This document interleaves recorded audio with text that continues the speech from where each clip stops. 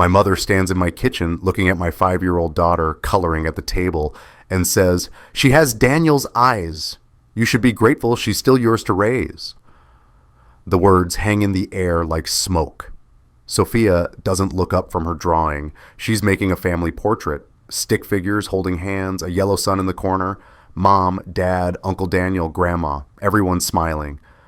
I'm holding a coffee mug. I don't remember picking it up.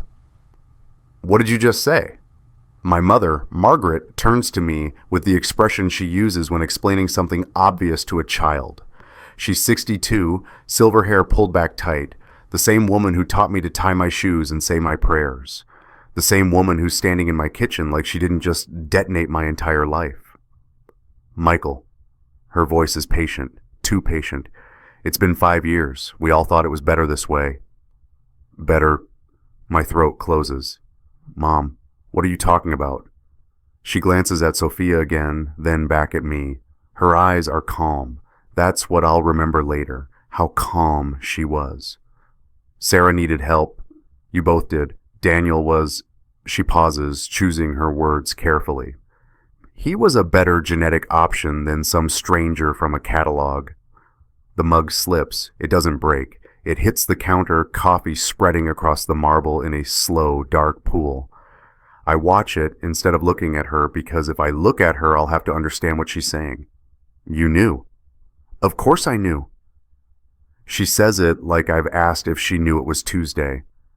Someone had to make sure things stayed manageable. Sophia holds up her drawing. "Daddy, look, I made us." I can't move, can't breathe, can't look at my daughter's face because my mother just told me. "She doesn't know," Margaret says quickly. "Neither of them do, and they don't need to. That's the point, Michael. We protect family."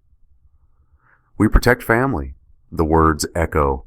I've heard her say them 1,000 times. At Thanksgiving, when drunk Uncle Robert made a scene.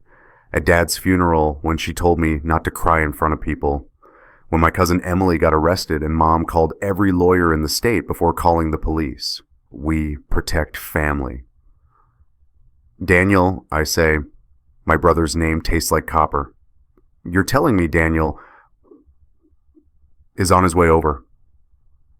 Margaret picks up a dish towel, starts wiping up the coffee I spilled. "He knows you know. We thought it was time." 5 years earlier, Sarah sits across from me at the kitchen table. Different kitchen, smaller apartment before we bought this house. And she's crying. Not the loud kind. The quiet kind that makes her shoulders shake. The fertility clinic pamphlets are spread between us like accusations. We've been trying for 2 years. 2 years of negative tests, of Sarah's face crumpling every month, of sex that stopped feeling like love and started feeling like a chore we couldn't complete. "There's another option," Dr. Patterson had said that morning, his voice carefully neutral. "Given your test results, we could explore donor insemination.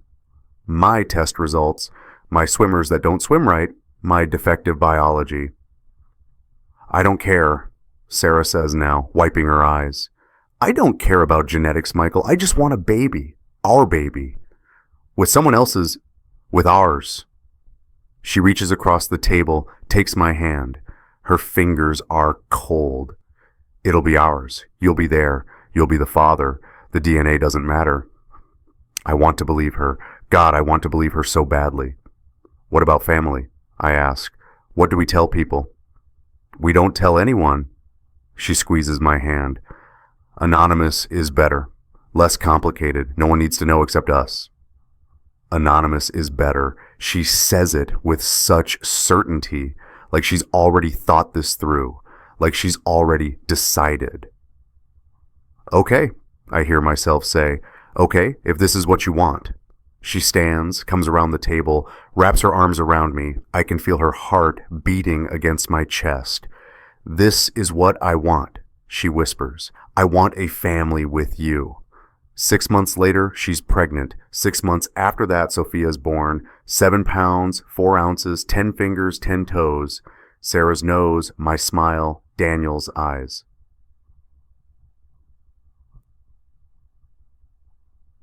The call comes on a Tuesday. I'm at work. I'm a financial analyst, spend my days staring at spreadsheets. Making money makes sense when my phone buzzes. Unknown number.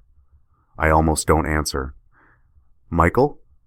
A woman's voice, familiar, but I can't place it. Yes? It's Jennifer, Daniel's wife. I haven't spoken to Jennifer in months, maybe longer. She and Daniel live an hour north, different worlds. We see them at Christmas, sometimes Thanksgiving. Daniel's my younger brother, 3 years younger, always the charming one, the one who made Mom laugh at dinner parties while I did my homework in silence. Jennifer, hi, is everything... I need to meet with you. Her voice is tight, controlled.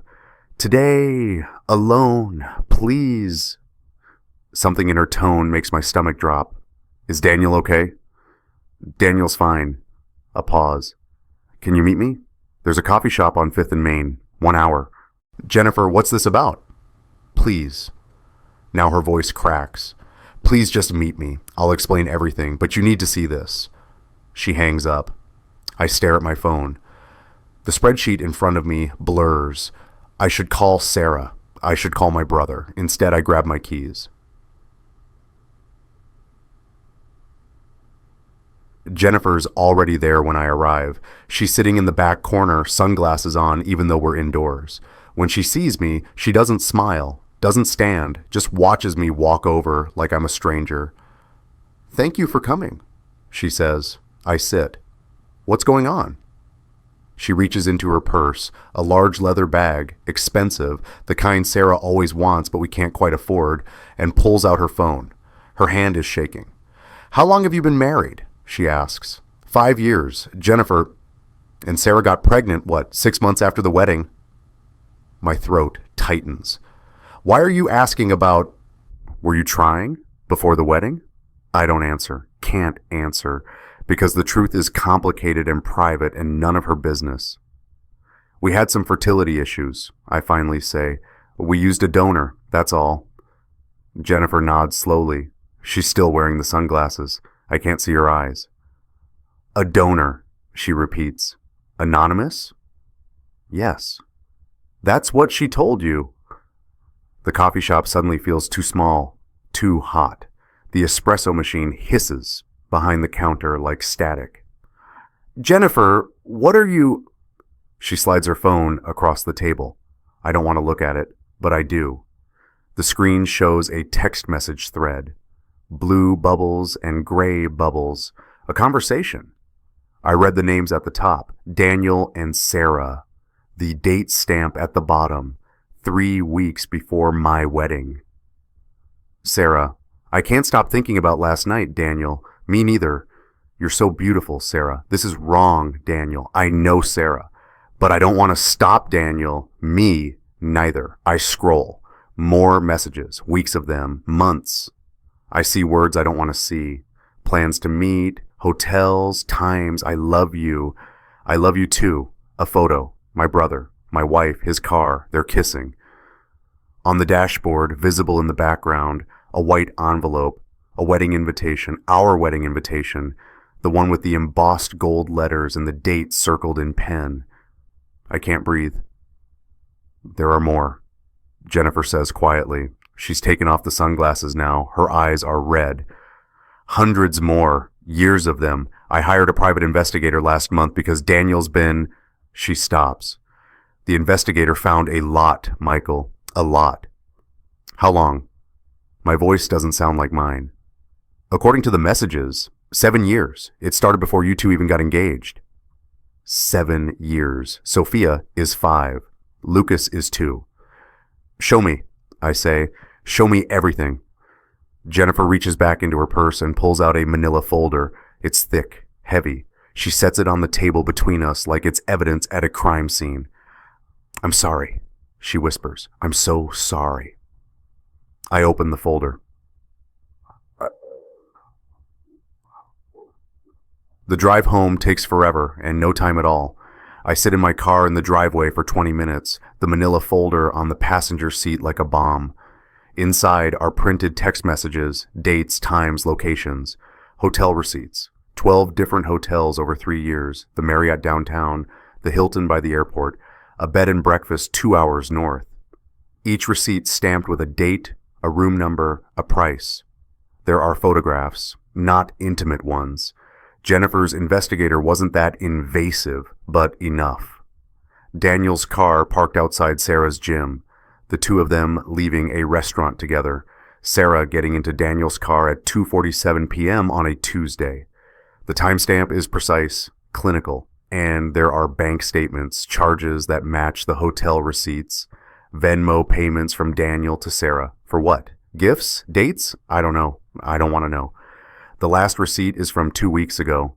The Hampton Inn, the one 3 blocks from our house. 3 blocks. They couldn't even be bothered to drive far. Room 237, check-in 1 p.m., check-out 4:30 p.m. I was at work. Lucas was at daycare. Sophia was at kindergarten. They had 3.5 hours. I closed the folder. My hands are shaking so hard I can barely grip the steering wheel. The front door opens. Sarah steps out, waving. She's smiling. She's wearing the blue sweater I bought her for Christmas, her hair pulled back in a ponytail. She looks like my wife. The woman I've loved for 8 years. The woman I married. The woman I thought I knew. "Michael," she calls. "You're home early. I'm making lasagna." I get out of the car. The folder stays on the passenger seat. I can't bring it inside yet. Can't show her yet. Because once I do, this all becomes real. "Yeah," I say. My voice sounds normal. How is my voice normal? Traffic was light. She kisses me. Her lips taste like chapstick and lies. "The kids are at Mom's," she says. "I thought we could have a quiet dinner, just us. Just us." I follow her inside. The kitchen smells like tomato sauce and garlic bread. The table is set, 2 plates, wine glasses, a candle. "I wanted tonight to be special," Sarah says, stirring the sauce. "We never get time alone anymore." I stand in the doorway. On the wall above the couch is our wedding photo. Sarah in white, me in a tuxedo. Daniel was my best man. He's standing next to me in the photo, his hand on my shoulder, smiling at the camera. "Sarah." She turns. "Hmm?" "We need to talk." Her smile falters. "About what?" I walk to the table, sit. She follows, the wooden spoon still in her hand. "Jennifer called me today." Sarah's face goes white. Actually, white, like someone pulled a plug and drained all the blood out. "She showed me something." I keep my voice steady, controlled. If I let it crack, I'll break. "Text messages between you and Daniel." "Michael, hotel receipts." "Michael, please, photos." She drops the spoon. It clatters against the tile floor, spraying red sauce across the white grout. "How long?" I ask. She doesn't answer. She's staring at the floor, at the spoon, at the mess. "Sarah, how long?" "It's not..." Her voice is barely audible. "It's not what you think." "Then tell me what it is." She lifts her head. Her eyes are wet. "It was supposed to be a one-time thing." "A one-time thing." "When?" "Before we got married." The words come out in a rush. "We were drinking, and you were out of town for that conference, and Daniel came over, and it just happened." "And then?" She looks away. "And then I got pregnant with Sophia. And I knew you'd think she was yours because of the donor story. And I thought that would be the end of it. I thought I could just..." "You lied." My voice is flat, dead. "You lied about the donor. You lied about Sophia." "I didn't want to hurt you." Now she's crying, full tears, sobs that shake her whole body. "I love you, Michael. I've always loved you. It was a mistake. One stupid mistake." "What about Lucas?" She freezes. "Sarah, what about Lucas?" Her face crumbles. "Daniel was supposed to be a one-time thing, but then I got pregnant again, and I couldn't tell you it was different. I couldn't tell you there was no donor the second time."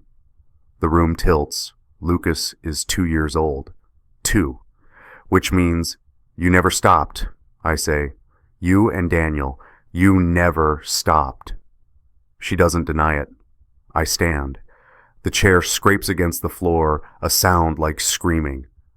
Where are you going? Sarah asks. I don't know.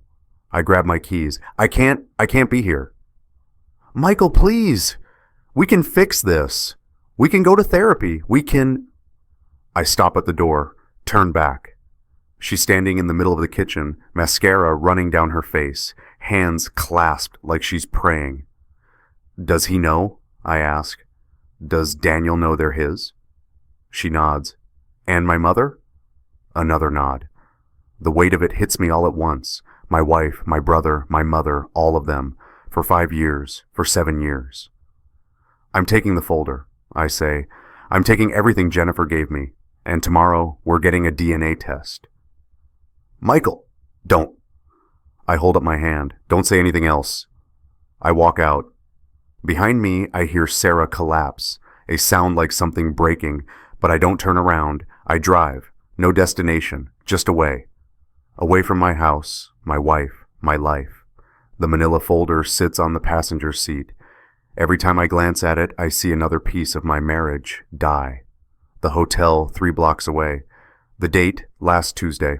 I was at work. They were at a hotel. 3 blocks from where my children sleep. My phone rings. Daniel. I pull over. A grocery store, parking lot, half-empty fluorescent lights buzzing overhead. My hand hovers over the screen. Answer. Don't answer. Answer, don't answer.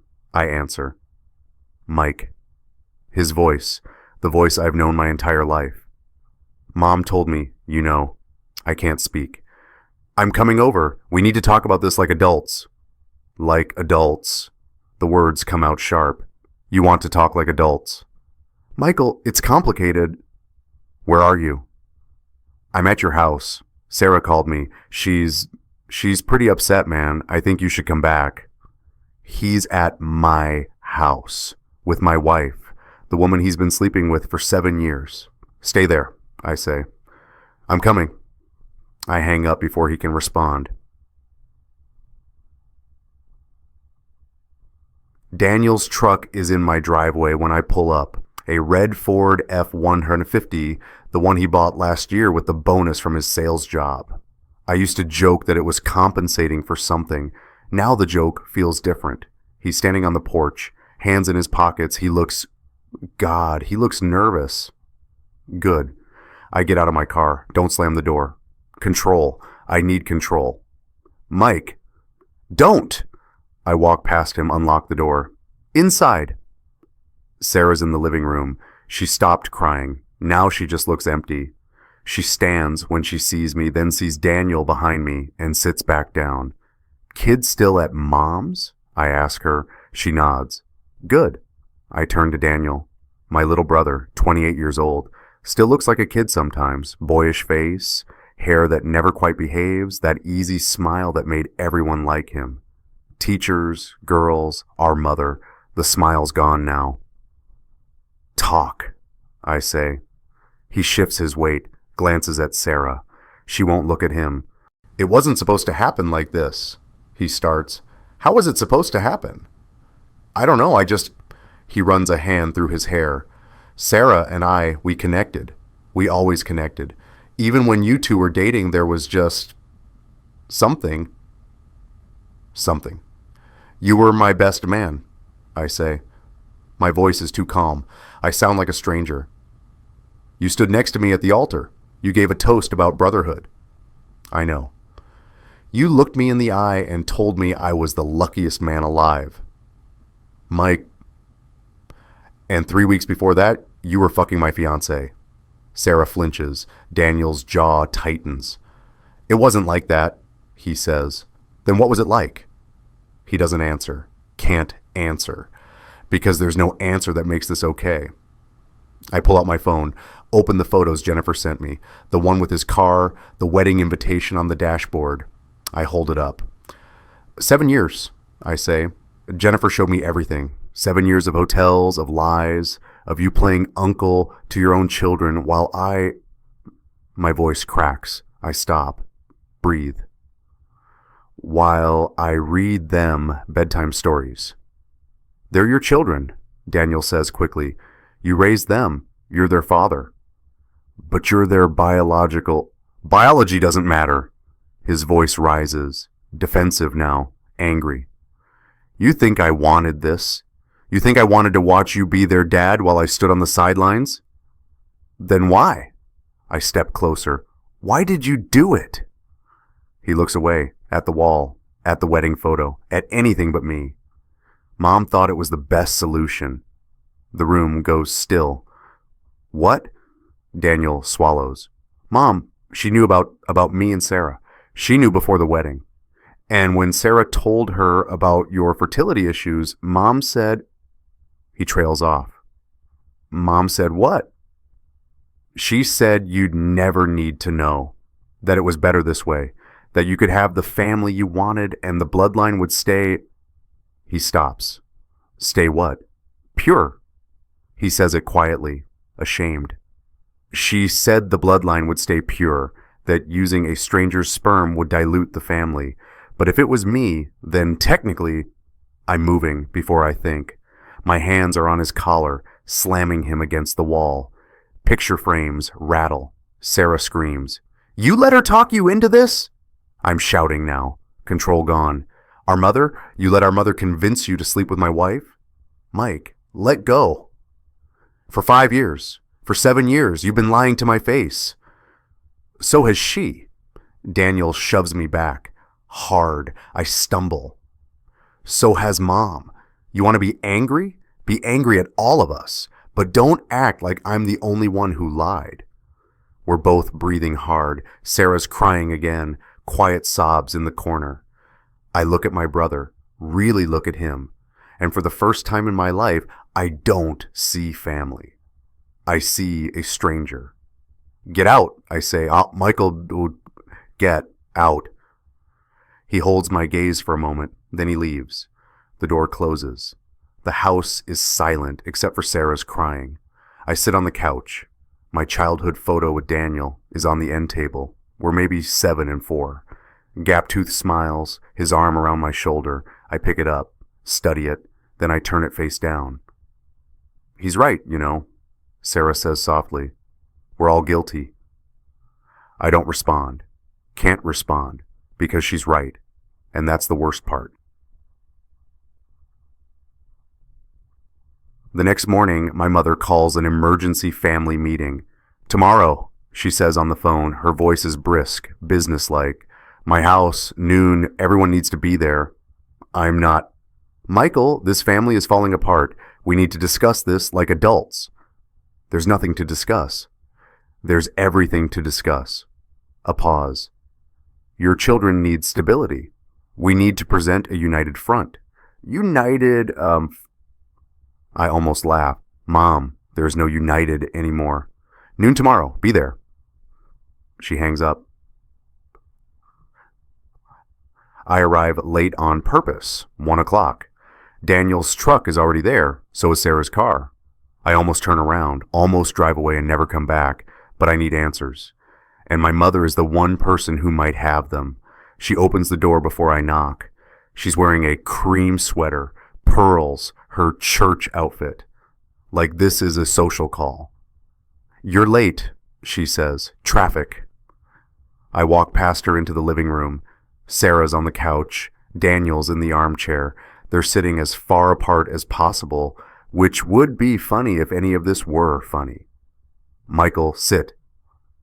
My mother gestures to the other armchair. I'll stand. She sighs. That disappointed sigh I've heard my entire life. The one that means I'm being difficult. This is hard for everyone, she begins. But we need to remember what's important. Family. We protect family above all else. There it is, her favorite line. Is that what you call this? I ask. Protection? Yes.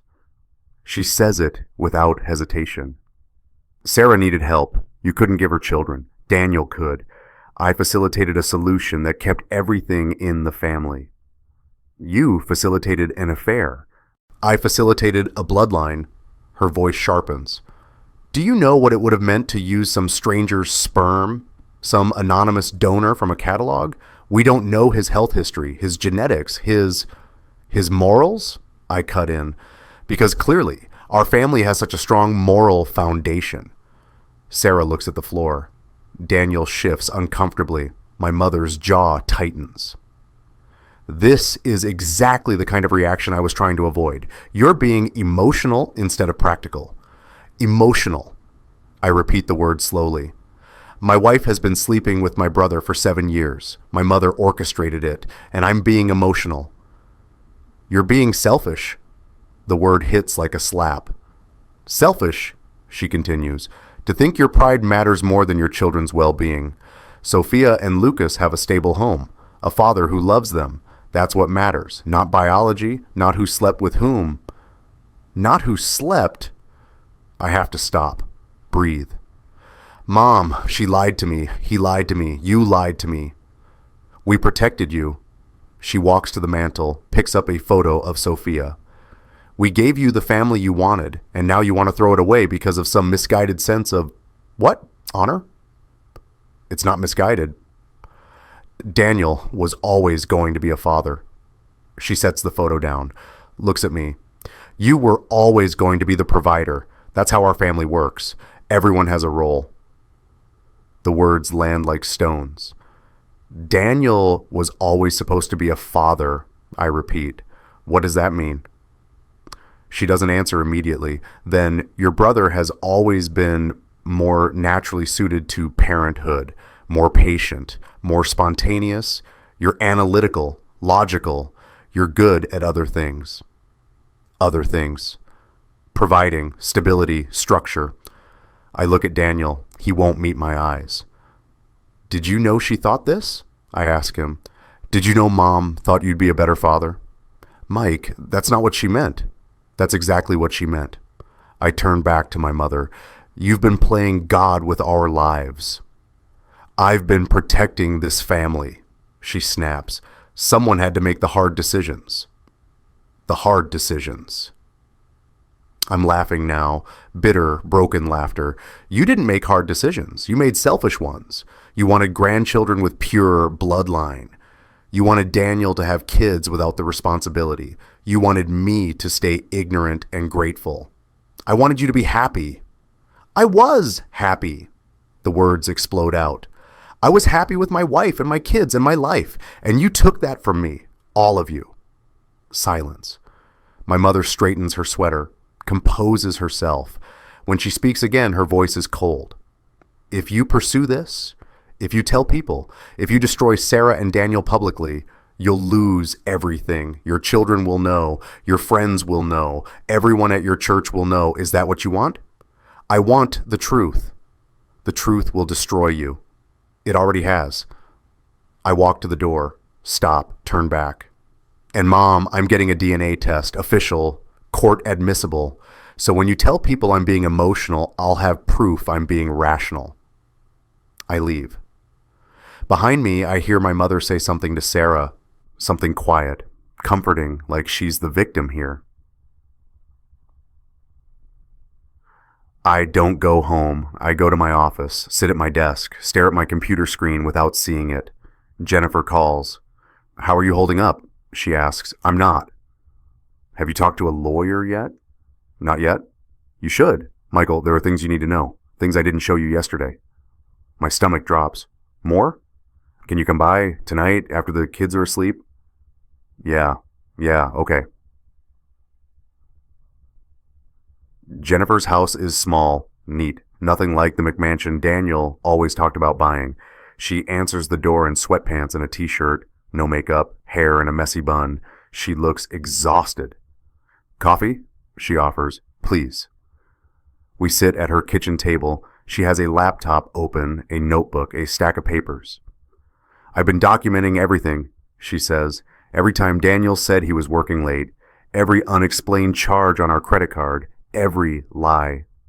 She opens the laptop, shows me a spreadsheet, dates, times, locations. This goes back 7 years, she says, before they even started trying for Sophia. I cross-referenced his calendar with hotel check-ins, restaurant charges, everything. I scanned the spreadsheet.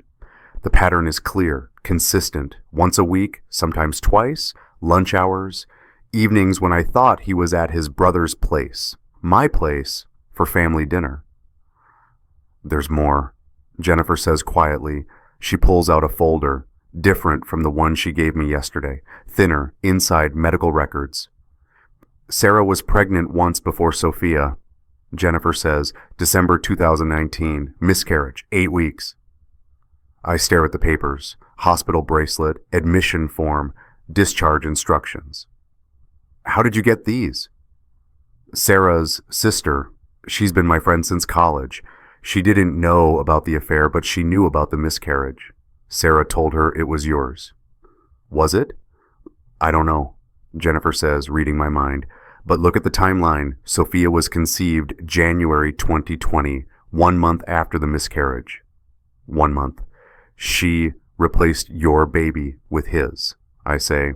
Maybe, or maybe. Jennifer stops. Maybe she was already pregnant with Daniel's baby when she lost yours. Maybe she'd been sleeping with both of you and didn't know who. Stop. I can't hear this. Can't process this. Jennifer closes the laptop. I'm sorry, I just thought you should know. Why are you helping me? I ask. You could have just divorced him quietly, taken him for everything. Why involve me? She's quiet for a moment, then, because you didn't deserve this, and because, her voice cracks, because I'm tired of being the only one who knows. I'm tired of seeing him play happy family with your kids while I sit at home wondering where my husband is. When did you find out? 6 months ago. I found a text he forgot to delete. At first, I thought it was just, I don't know, a coworker, a random affair, but then I saw your wife's name, and I remembered how close they'd always been, how Daniel always volunteered to babysit, how he always knew where you'd be. She wipes her eyes. I hired the investigator 3 months ago. He gave me everything last week. I've been sitting with it, trying to figure out what to do. And then I thought, you deserve to know. You deserve the truth. Thank you, I say, and I mean it. She nods. What are you going to do? I don't know. Get the DNA test. Talk to a lawyer. Figure out what custody looks like when... I stop. When your kids aren't biologically yours. They're yours, Jennifer says firmly. You've been their father. That counts. Does it? I don't know anymore. The DNA test kit arrives 2 days later. Simple, clinical, 2 swabs for each person, Sophia, Lucas, me. Daddy, what's that? Sophia asks when I open the package. It's a science thing, for fun. Like school? Yeah, like school. I swab her cheek while she giggles. It tickles. She doesn't know what this means. Doesn't know her world is about to change. Lucas is harder. He's 2, doesn't understand. Cries when I try to swab his mouth. I have to wait until he's asleep, carefully open his mouth, get the sample. He looks so much like Daniel. How did I never see it? Or did I see it and just ignore it? I seal the samples, mail them. The lab promises results in 3 days. 3 days to live in limbo. 3 days to pretend everything's normal. Sarah moves back in. Technically, she never moved out, but for 3 days, she stayed at her parents' house. Now she's back. For the kids, she says, we sleep in separate rooms, pass each other in the hallway like strangers. She makes breakfast. I eat in my car. At night, I hear her crying through the walls. I don't go to her. Jennifer texts me, Daniel's been staying at hotels, won't come home. I filed for divorce yesterday. Me, good. Jennifer, my lawyer says we might have a case for fraud, especially if your DNA test comes back negative. Me, fraud? Jennifer, infidelity is one thing. Conspiracy to commit paternity fraud is another. Your mom might have legal exposure too. I stare at my phone. Conspiracy, legal exposure. Words that feel too big for my family. But maybe that's what we are now. Not a family, a legal case. The results come on a Friday. I'm at work when the email arrives. Subject line, DNA test results confidential. My hand shakes as I click it open. There's a PDF, official letterhead, tables and graphs and number that blur together until I find the line that matters. Probability of paternity, 0.0% for Sophia. I scroll. Probability of paternity, 0.0% for Lucas, 0. I close my laptop, stand, walk to the bathroom, lock myself in a stall, and finally, I let myself break. That night, I tell Sarah, 0%, I say. We're in the kitchen, the same kitchen where this all started. Both of them, 0%. She doesn't look surprised, just resigned. I'm sorry, she whispers. Are you? She looks up. What? Are you actually sorry, or are you sorry you got caught? I'm sorry I hurt you. That's not the same thing. She doesn't argue. I slide the DNA results across the table. She doesn't look at them. I'm seeing a lawyer on Monday. I say, I want full custody. Michael, no. You lied to me for 5 years. You committed fraud. They're still your children. Her voice breaks. Biology doesn't change that. Then why did you lie? I'm standing now, shouting. If biology doesn't matter, why did you and Daniel and my mother go through this elaborate conspiracy? Why not just tell me the truth? She doesn't answer. Because it does matter, I continue. It mattered to Mom. It mattered to Daniel. It mattered enough to destroy my entire life. Please.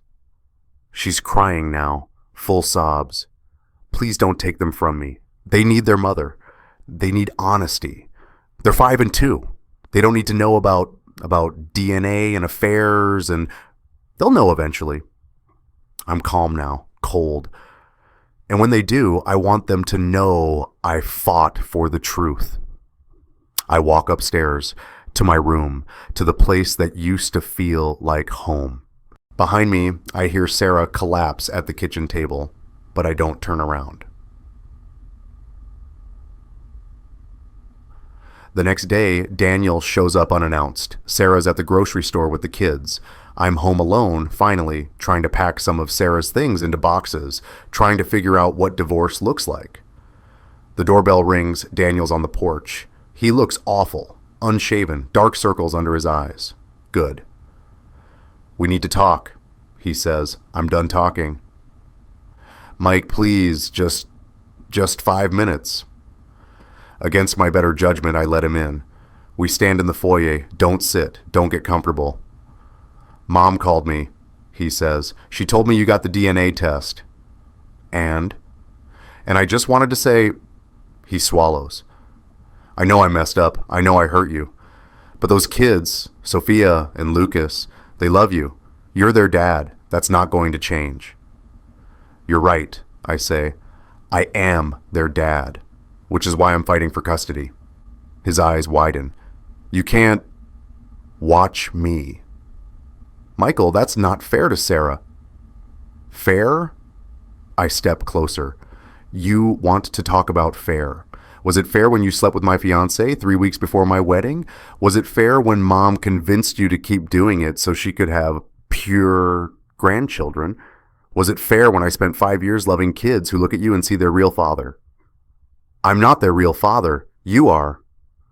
Then why does Lucas call you Dada? Daniel freezes. Yeah, I say quietly. I heard him last week when you picked him up from daycare. He reached for you and said Dada, and you smiled. Mike, he was confused. He wasn't confused. He was right.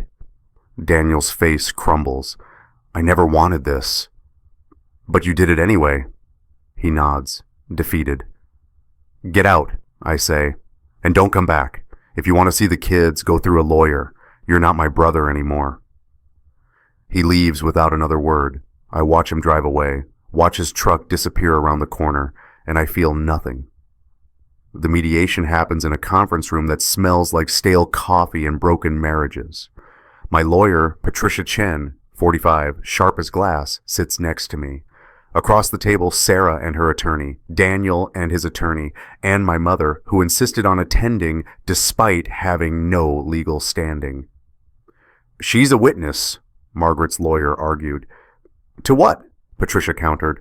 "The conspiracy?" The mediator clears his throat. He's 60, graybeard, eyes that have seen too many families destroy themselves. "Let's begin with the DNA results," he says. Patricia slides the documents across the table. Official lab letterhead, graphs, numbers. That one line that ended my marriage, probability of paternity, Sophia. 0.0% probability of paternity, Lucas. 0.0%. Sarah's lawyer picks up the papers, studies them, sets them down carefully. "These results don't negate 5 years of parental investment," he says. "Mr. Michael has been the children's father in every meaningful way. Biology isn't the only factor in custody determinations." "No," Patricia agrees, "but fraud is." She produces another document, IVF consent forms, the ones I signed 5 years ago authorizing anonymous donor insemination. "These forms," Patricia continues, "were used to perpetrate a fraud. Mrs. Sarah represented to her husband that she was using an anonymous sperm donor. In reality, she was engaged in an ongoing affair with his brother. This isn't a case of uncertain paternity. This is calculated deception." Sarah's lawyer shifts. "My client was trying to protect her family by lying for 5 years. Patricia cuts in. "By allowing her husband to believe he was raising his biological children. By conspiring with his mother and brother to maintain that lie." Margaret speaks up. "I did what any mother would do." "Mrs. Margaret, you're not a party to this mediation," the mediator says firmly. "Please don't speak unless addressed." My mother's face reddens. She's not used to being silenced. Daniel's lawyer, young, nervous, clearly out of his depth, tries next. "My client acknowledges the affair was wrong, but he's the biological father. He has rights." Rights he waived through his active participation in fraud. Patricia says she's enjoying this, I can tell. Mr. Daniel knowingly allowed his brother to assume paternity. He participated in maintaining that fiction. He has no legal standing to suddenly claim parental rights now that the truth is public. She produces more documents, hotel receipts, bank statements, text messages between Daniel and Sarah, time-stamped and highlighted. "The affair began before the marriage," Patricia says. "It continued throughout both pregnancies. It never stopped. This isn't a moment of weakness. It's a sustained conspiracy to defraud my client of his right to informed consent." The mediator studies the evidence. His expression never changes, but I see his jaw tighten. "Mrs. Sarah," he says, "did you deliberately misrepresent the paternity of your children?" Sarah looks at her lawyer. He nods. "Yes," she whispers. "And Mrs. Margaret, were you aware of the true paternity?" My mother lifts her chin, defiant even now. "I was aware, and I stand by my decision to protect my family." "By deceiving your son?" "By giving him the family he wanted." The mediator closes the folder. "I'm going to recommend this case proceed to family court. The level of deception here goes beyond typical custody disputes. There are potential criminal implications." Sarah goes white. "Criminal?" "Paternity fraud is a crime in this state," Patricia says. "So is conspiracy to commit fraud. And given that Mrs. Margaret was an active participant," she looks at my mother, "you may want to consult your own attorney." The hearing is 3 weeks later. I barely sleep the night before. Sarah's moved back to her parents' house. The kids are confused, asking why Mommy and Daddy don't live together anymore. I tell them what the therapist suggested. Sometimes adults need space to figure things out. Sophia asked, "Did I do something bad?" Those words, that small voice, I held her so tight. "No, baby, you didn't do anything bad. You're perfect." But Lucas asked for Daniel, called him Dada, and I had to explain gently that Uncle Daniel can't visit right now. Why? How do you explain betrayal to a 2-year-old? You don't. The courtroom is smaller than I expected.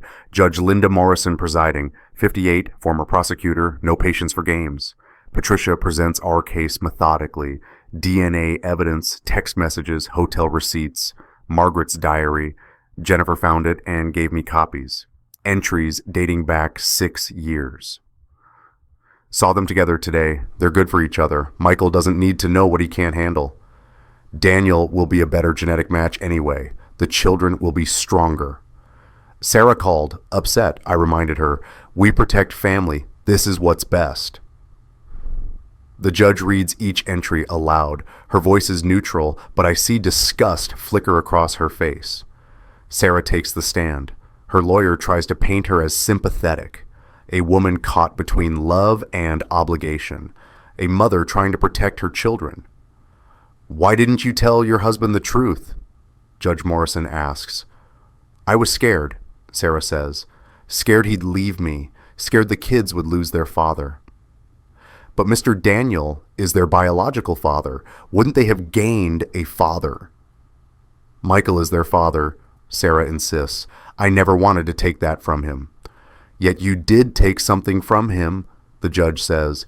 You took his right to choose, his right to know the truth about his own family. Sarah has no answer. Daniel testifies next. He's wearing a suit I've never seen before. Looks like he's going to a funeral. Maybe he is. Did you know you were the biological father? The judge asks. Yes, Your Honor. And you allowed your brother to believe otherwise? I thought... Daniel clears his throat. I thought it was better that way. For everyone. Better for whom, exactly? For the kids, for Michael, for the family. Not for yourself? Daniel's jaw tightens. I didn't ask for this. But you participated in it for 5 years. You attended family dinners, birthday parties, holidays. You watched your brother raise your children, and you said nothing. Your Honor, my mother said, Your mother isn't on trial here, Mr. Daniel. You are. And I'm asking you, did you benefit from this arrangement? He doesn't answer. Mr. Daniel, did you benefit? Yes, he finally says. I got to see my kids without the responsibility. I got to have a relationship with Sarah without the commitment. So, yes, I benefited. The courtroom is silent. My mother testifies last. Against her lawyer's advice, she insisted. I stand by what I did, she tells the judge. I protected my family. That's what mothers do. You protected some members of your family, Judge Morrison corrects, at the expense of others, specifically at the expense of your son, Michael. Michael has his children. He has his family. What more does he need? The truth, perhaps. My mother's expression hardens. The truth would have destroyed them. The lies destroyed them. That's not... My mother stops, recalculates. Your Honor, I did what I thought was best. My grandson couldn't have children. My other grandson could. The solution was obvious. The solution was fraud. The solution was family. Judge Morrison leans forward. Mrs. Margaret, I've been on this bench for 23 years. I've seen a lot of family dysfunction, but this is one of the most egregious cases of familial fraud I've encountered. You orchestrated a conspiracy that violated your son's trust, his marriage, and his fundamental right to informed consent. And you did it for what? Bloodline purity? My mother doesn't flinch. For genetic certainty, for family continuity. At what cost? At whatever cost was necessary. The judge sits back, makes a note. I can't read her expression. The ruling comes 2 days later. This court finds that Michael shall retain full physical and legal custody of both minor children, Sophia and Lucas. Mrs. Sarah shall have supervised visitation, pending completion of family therapy and counseling. Mr. Daniel's request for paternal rights is denied. Given his active participation in fraud against the children's presumed father, This court finds no legal or moral basis for granting parental access at this time. Furthermore, this court refers this matter to the district attorney's office for potential criminal investigation regarding conspiracy to commit fraud. Patricia reads it to me over the phone. I'm sitting in my car outside my office. It's raining. You won, she says. I won. So why doesn't it feel like winning? The consequences come fast. Daniel's employer, a pharmaceutical sales company with strict moral clauses, terminates him within the week. His boss calls him personally. Jennifer tells me about it. We've been talking more. Strange how crisis creates allies. He said they can't employ someone who commits fraud against family, Jennifer says. It's a liability issue, client trust, something like that. How's he taking it? Not well. He's staying with a friend. Won't answer my calls, won't answer your mother's calls either. Good. Michael, Jennifer pauses. I know you're angry. You have every right, but he's still drowning. I watched him smile at my kids for 5 years while he knew the truth. He can drown. She doesn't argue.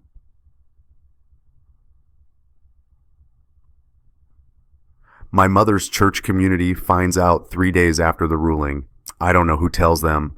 Maybe Sarah's parents, who've been mortified since this started. Maybe someone from the courthouse. Doesn't matter. Sunday service, my mother sits alone. The pew that's usually filled, her Bible study friends, her choir companions, the women she's had coffee with every Tuesday for 20 years, empty. She calls me that night. Michael, we need to talk. No. Please, I know you're upset, but this has gone too far. People at church are avoiding me. They're saying terrible things. Are they true things? Silence. Mom, are the things they're saying true? You don't understand. I understand perfectly. You destroyed my marriage to satisfy your obsession with bloodlines. You manipulated Sarah and Daniel.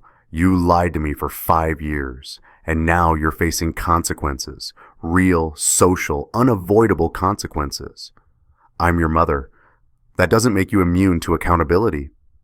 She's crying now. I've heard my mother cry maybe 3 times in my life. It doesn't move me the way it used to. I did it for you, she says. No, you did it for you, because you couldn't stand the idea of your grandchildren being half stranger. Because you always loved Daniel more than me, and this was your way of making him the hero. That's not true. Yes, it is. My voice is calm, dead.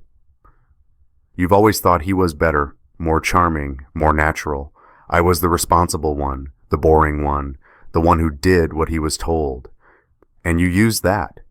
You used my trust, my loyalty, my desperation for a family. Michael, please, don't call me again. I hang up. 2 minutes later, a text from my Aunt Susan, my mother's sister. I'm so sorry. We had no idea. Your father would be ashamed of her. Then my Uncle Robert, Team Michael, always. Then my cousin Emily. If you need anything, call me. The family is choosing sides, and they're not choosing my mother. Thanksgiving. Traditionally, we host at Mom's house, 40 people, 3 turkeys, Mom at the head of the table, directing everything like a general. This year, she hosts alone. I hear about it from Aunt Susan. She set the table for 20, cooked for 30, no one came. No one? Not one person, Michael. We all went to your cousin Tom's house instead. We thought about inviting you, but it's okay. I'm doing my own thing this year. My own thing turns out to be dinner with Jennifer and her daughter, Emma. Strange, awkward, necessary. The kids play together. Sophia teaches Emma how to draw stick figure families. Who's this? Emma asks, pointing to a figure in Sophia's drawing. That's my daddy, Sophia says, and that's Lucas, and that's Miss Jennifer, and that's you. No Sarah, no Daniel, no Margaret, just the people who showed up.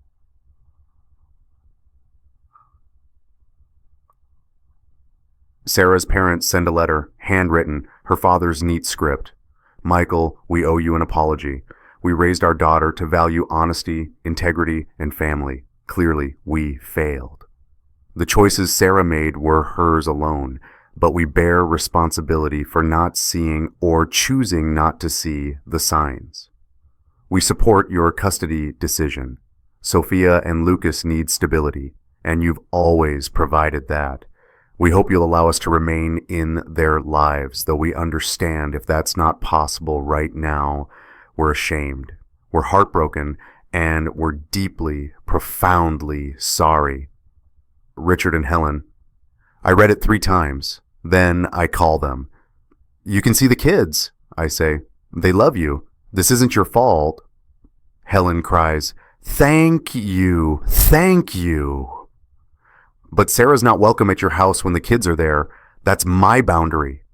We understand, completely. After we hang up, I realize these are the consequences, not legal ones, human ones, families fractured, trust destroyed, relationships rebuilt from ash. 8 months later, Sophia's 6th birthday party. My house, our house now, just me and the kids. I bought out Sarah's half in the divorce settlement. Jennifer helps me set up balloons, streamers, a cake shaped like a unicorn because Sophia's obsessed with unicorns now. Emma's here, Aunt Susan and Uncle Robert, Cousin Emily and her husband, Sarah's parents, my co-workers, people who showed up over the last 8 months with casseroles and offers to babysit in awkward but genuine sympathy. Daniel's not here. He's in another state now, working construction. We don't talk. Sarah's not here. She has supervised visitation twice a month. The kids see her. They're confused but adapting. The therapist says they're resilient. My mother's not here. She sent a card, a birthday card for Sophia with a long letter inside begging for forgiveness, explaining again why she did what she did, promising to change. I didn't open it, put it in a drawer. Maybe someday, not today. The party's chaotic, beautiful. Sophia runs around with Emma, both of them shrieking with laughter. Lucas follows them, trying to keep up on his toddler legs. Jennifer stands next to me, watching. You did good, she says. It doesn't feel like I did anything. It just feels like survival. That's what good looks like sometimes. At cake time, Sophia climbs into my lap. Daddy, can I show everyone my picture? Of course. She runs to her room, comes back with a drawing, construction paper, crayons, stick figures holding hands. This is my family, she announces to everyone. I look at the drawing. There's me. Tall figure with glasses. There's Lucas. Small figure with curly hair. There's Jennifer. Medium figure with a smile. There's Emma. Another small figure. No Sarah. No Daniel. No Margaret. Sophia points to each figure, narrating. This is Daddy. He makes breakfast. This is Lucas. He's annoying, but I love him. This is Miss Jennifer. She helps with my homework. And this is Emma. She's my best friend. That's beautiful, honey, I say. It's my real family, she says proudly. And she's right. That night, after everyone leaves, after the kids are asleep, I sit on the porch with a beer. Jennifer joins me. She's become a fixture here, not romantic, just present. A friend, an ally, someone who understands. You ever think about what your mom said? Jennifer asks. About protecting family? All the time. What do you think now? I take a long drink, consider the question. I think she was right about protecting family. She was just wrong about what family means. Yeah? Family isn't blood. It's not genetics. It's not who shares your DNA. I look through the window at Sophia's drawing on the fridge. It's who shows up, who tells the truth, who stays when things get hard. We protect the people who deserve protecting, Jennifer says. I nod. Exactly. She smiles. Sophia said something similar today, when Emma asked why her grandma wasn't at the party. Sophia said, we only invite people who are nice to Daddy. I laugh. It feels strange, good strange. 6 years old and already wiser than her grandmother. Kids see things clearly. They don't have our baggage yet. We sit in comfortable silence. The neighborhood is quiet. Peaceful. My phone buzzes. A text from Aunt Susan. Sophia's drawing made me cry. You're doing amazing. Then one from Richard, Sarah's father. Thank you for letting us be there today. The kids are lucky to have you. Then one from my therapist. Hope the party went well. Remember, chosen family is still family. I look at Jennifer. Thank you. For what? For showing me the truth, for standing with me, for being here when you didn't have to be. You'd have done the same for me. Would I? She considers this. Yeah, I think you would have. Eventually. You're a good person, Michael, even when your family wasn't.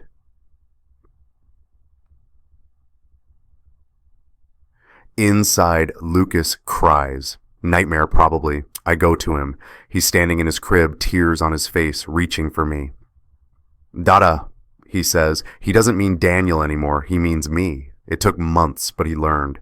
Biology didn't teach him who his father is. Presence did. Consistency did. Love did. I pick him up.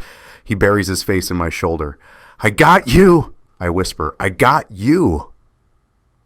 And I mean it. Later, when both kids are back asleep, I find Sophia's drawing, study it in the kitchen light. The figures are simple, crude, perfect. She drew us holding hands, a chain of people connected not by blood, but by choice. I take a photo, send it to my small group chat, Jennifer, Aunt Susan, Richard, and Helen, the friends who stayed. The responses come fast. Beautiful, frame it. This is what healing looks like. I do frame it, hang it in the living room where the wedding photo used to be. And I think, this is my family now, the one I chose, the one that chose me back. Not perfect, not traditional, but real. And real is enough.